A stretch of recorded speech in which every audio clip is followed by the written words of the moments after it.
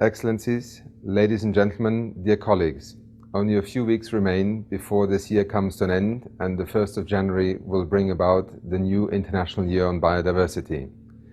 The decision by the UN General Assembly to declare 2010 the Year of Biodiversity is in many ways a perfect timing. Climate change has been the focus of many international discussions during the last few years, and particularly during the last few weeks. We have focused on the challenge of climate change. Sometimes in the context of these discussions, the issue of biodiversity, the challenge of loss of species, of habitat degradation, the loss of ecosystems, has in the minds of some taken second order.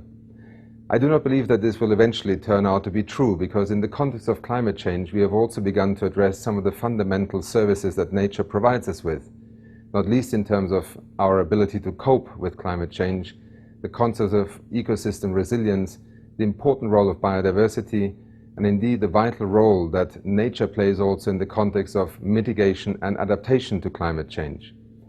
Hopefully the decisions in Copenhagen will give the world greater reason to pay attention to the issues of biodiversity.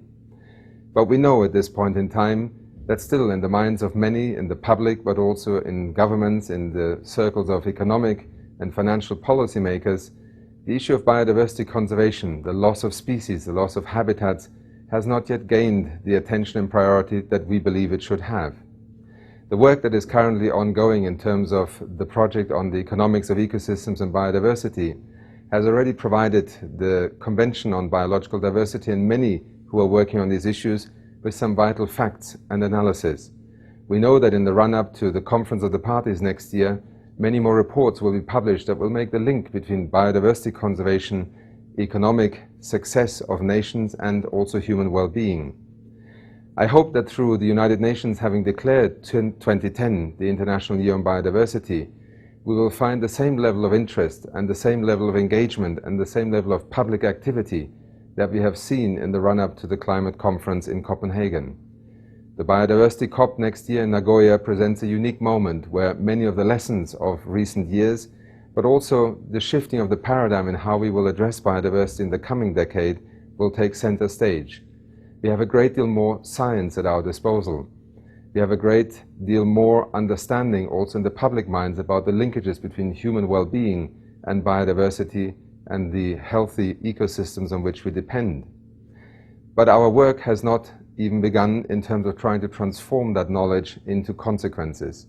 Our ability to turn the year 2010 into a new platform, and essentially perhaps into a platform for the next decade, of bringing the same level of scientific rigor, economic analysis, public awareness, and above all, policy action to the topic of biodiversity will in many ways depend in terms of what we can do over the coming months.